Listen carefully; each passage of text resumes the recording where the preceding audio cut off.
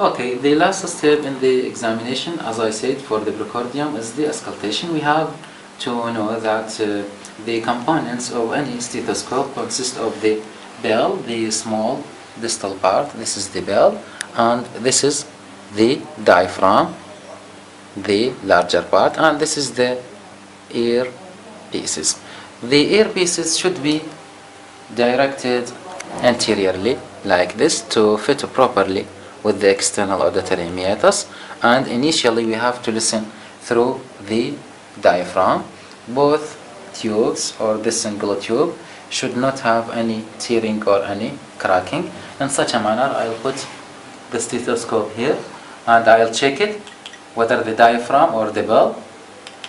Okay, I'll listen over the cardiac area, starting from the mitral area, then tricuspid area, pulmonary area, and lastly at the aortic area, and asking the patient to hold the breathing if I heard any abnormality in such a manner.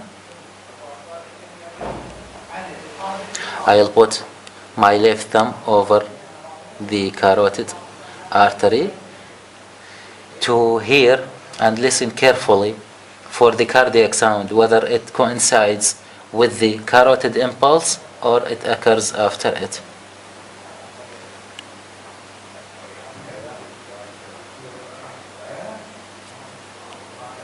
Over the herbs area, and here over the pulmonary area,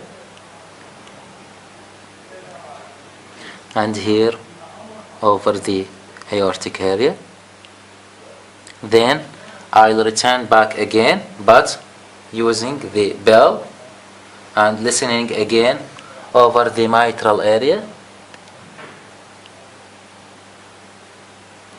for third and fourth heart sound, left ventricular, and over the tricuspid area, left sided, for right ventricular S3 and S4, and at the right side also for right ventricular S3 and S4. This is for right ventricular, this is for right ventricular, while here for left ventricular. Then I'll ask the patient to turn himself to the left side to check for the presence of mitral stenosis. تقدر تنتهي الحماضة اليسرى.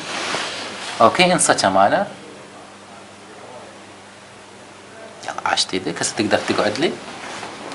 Then I'll turn my stethoscope into the diaphragm and I'll check for the presence of diastolic murmur of aortic regurgitation at left parasternal or right parasternal.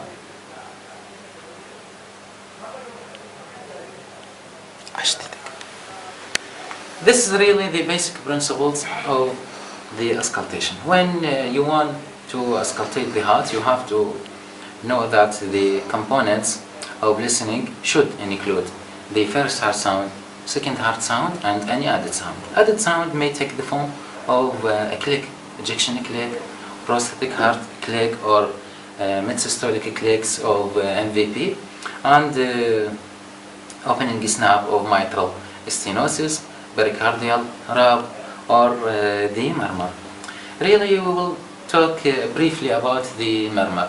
Murmur, when you listen for a murmur, you have to also to perform timing for the murmur to know whether it is systolic or diastolic or continuous. This is one. Second, you have to know the grade of the murmur. Grading of the murmur, starting if it is systolic murmur, starts from grade 1 up to grade 6, starting from very soft murmur into very high murmur. But the most important point is that grade for a murmur which is associated with a thrill. That's to say, we have to know whether there is a thrill or not to grade the murmur. This is point 2. Point 3, to know the character of the murmur. The murmur, is it blowing murmur? Is it harshing murmur, rasping murmur, or machinery to and fro murmur, and so on, from the character of the murmur. And then you have to comment on the radiation of the murmur.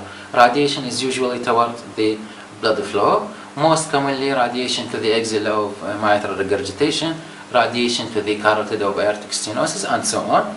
This is about the radiation. So we comment on the murmur. First of all, area of maximum intensity. Where is the murmur? Where the murmur is maximally intensified, being very loud, and character of the murmur, grade of the murmur, radiation of the murmur.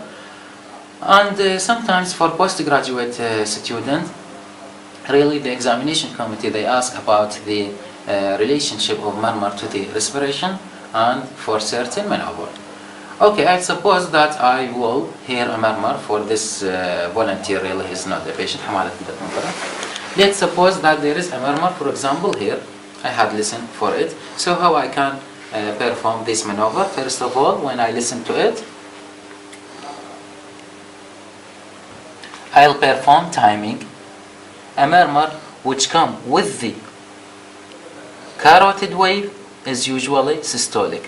That occur with the first halt sound is systolic, while a murmur which comes immediately after the carotid wave or immediately after the first halt sound is diastolic murmur. Murmur which occurs throughout all the systolic, through all the carotid wave or S1 and S2 is called continuous. So this maneuver is performed to time the murmur. Second, I have to check where the murmur is maximally localized from this area. This is area of maximum localization, and then the character of the murmur, and then for the radiation. For example, here if I hear a radiation till the axilla, or here if I hear a radiation, and then the effect of respiration, inspiration and expiration. حمادة هسه تاخذ وتتنفس بحلقك من حلقك. عشت ايدك هاي هي. Then I'll perform the cardiac maneuver. How I can perform the cardiac maneuver? We have many maneuvers usually, but what is performed? Hand gripping, passive leg raising, and ask the patient to perform Valsalva maneuver, and squatting and standing maneuver, and I'll show some of them. Now I'll put my stethoscope over the presumed area of maximum intensity, and I'll ask the presumed also patient that he will perform Valsalva maneuver in such a manner.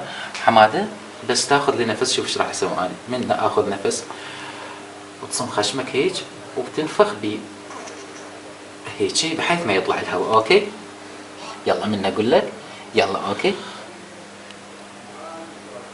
هاي عشت ايدك for a few seconds, and then I'll perform hand gripping. هاي ايدك عشت ايدك. Also passive leg raising. عشت ايدك. And then I'll ask the patient to perform squatting posture, and then standing from squatting. وهذا تقدر تجينا هنا. تقدر هنا تجينا.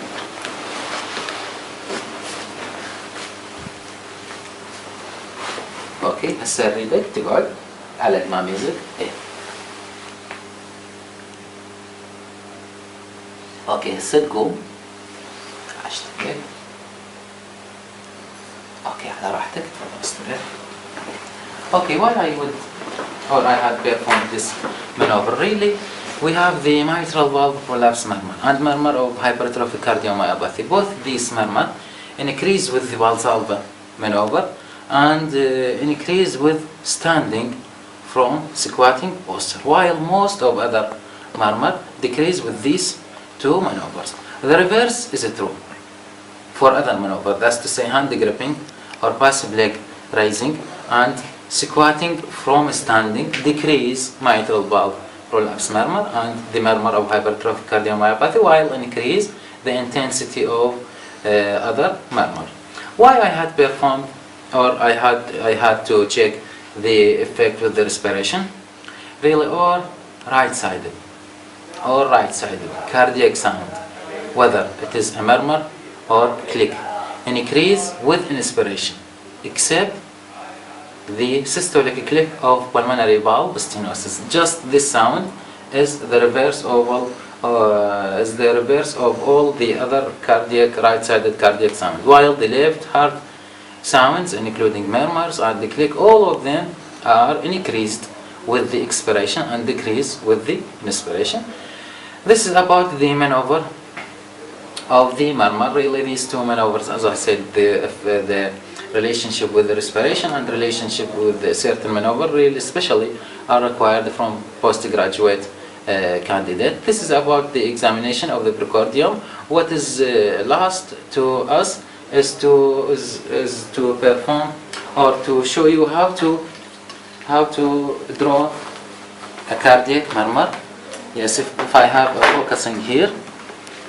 Really, this is one of the questions of the examination, is to draw a murmur. We have to draw the first heart sound. This is S1 and this is S2.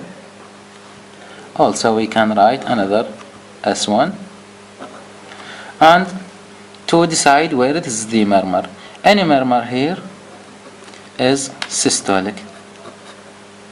Any murmur here is diastolic. Any murmur over all these cycles are continuous murmur. This is as simple as that. So we can know that the systolic murmur is divided into ejection systolic or pan-systolic murmur or late systolic murmur. For example, ejection systolic murmur, that of pulmonary stenosis and aortic stenosis; pan-systolic murmur, that of mitral regurgitation, VSD, tricuspid regurgitation; and that of late systolic murmur, for example, for Hockham and mitral valve prolapse. While diastole can be classified into those which occur early, like that of aortic regurgitation, and that in the mid, for example, in the mitral stenosis; continuous murmur, like that of PDA. Really, lastly, I'll just show you the area of maximum intensity for the murmur. Here at the mitral area, one should expect to maximally hear the murmur of mitral stenosis, mitral regurgitation, mitral valve prolapse, and here to listen for the murmur of aortic regurgitation, tricuspid regurgitation, tricuspid stenosis, and pulmonary regurgitation. Here is to hear pulmonary stenosis, ASD, and PDA. Here listen for the aortic stenosis and maximally hear for the VSD murmur. And from these points, really you can decide what is the type of murmur. This is in general the examination of the precordium, and I am greatly thankful for you for your listening.